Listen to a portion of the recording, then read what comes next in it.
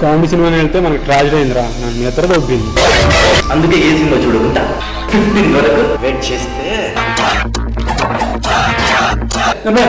సినిమాలు నీకు అర్థం కావట్లేదు. 15th వచ్చేది మామూలు సినిమా కాదు.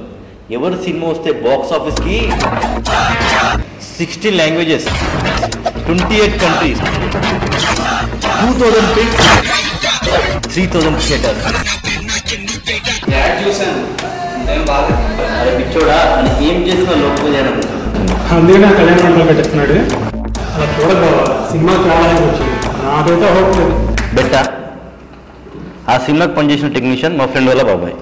నాకు స్టోరీ కూడా తెలుసు. ఏంటి నమ్మరా? స్టోరీ ఏమంటున్నావా? ఫస్ట్ డబ్బు ఉన్నాడు, తర్వాత పేదాడు, మళ్ళీ డబ్బు అన్నాడు. రొటీన్. ఏంటి నవ్వే? రే అసలు స్క్రీన్ మీద బాస్ పేరు పడుతుంటే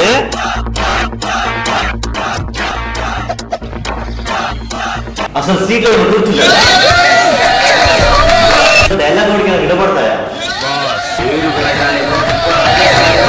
అసలు అన్నయ్య ఓపెనింగ్ షాటే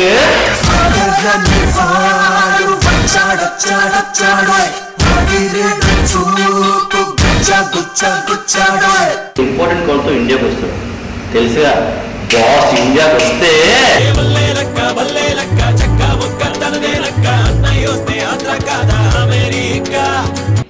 ఇక చాలే. ఇప్పుడు చెప్పావు కదరా, చెప్పా. చూసావా, కొంచెం తెలుసుకోగానే ఇంకా తెలుసుకోవాలని ఇంట్రెస్ట్ పెరిగింది చూడు. వీళ్ళు ఎక్కడికో పని కోసం వస్తాడు, వచ్చిన తర్వాత తెలిసింది తను చేయాల్సిన పని వేరని. గ్యాప్ లో మన శ్రేయడాలతో లవ్. డబ్బు పోతే వస్తుంది, ప్రాణం పోతే వస్తుందా? మామ కామెడీ ట్రాక్ కేక. ఎందుకమ్మా నన్ను నల్లగా కన్నావు? తెల్లగా ఉంటే మాసిపోతానయ్యా, నల్లగా కన్నాను. ఊరికి మేలు చేద్దామన్న ఉద్దేశంతో చాలా మంచి పనులు చేస్తుంటాడు శివాజీ. నేను చెప్పినట్టు చేస్తే ఇలా ఉన్న మీ గ్రామం ఇలా మారుతుంది. ఆదిశేషం మన సుమన్ వెంట ఉండి వెన్నుపోటు పొడుస్తాడు. లేపేమంటారా?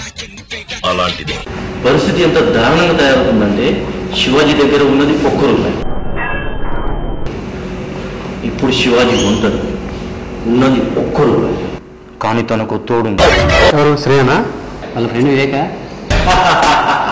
అంచనాలకు అందిస్తానయ్య, అక్కడ ఎందుకుంటాడు? అర్థం కాలేదా? ఏ పరిస్థితిలో తన వెనుకడుగు వేయంతన ఆత్మవిశ్వాసం. Now the game starts.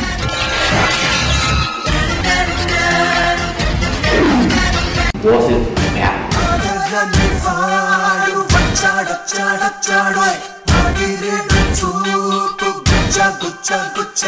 Boss అంటే బ్యాచిలర్ ఆఫ్ సోషల్ సర్వీస్.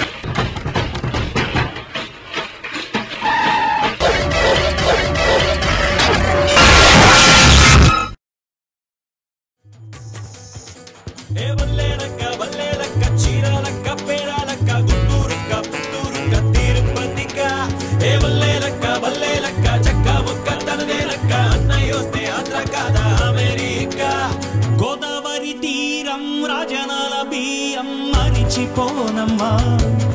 ఓహో మా పల్లె పడుచుల తారడి కన్నులు మరిచిపోనమ్మా.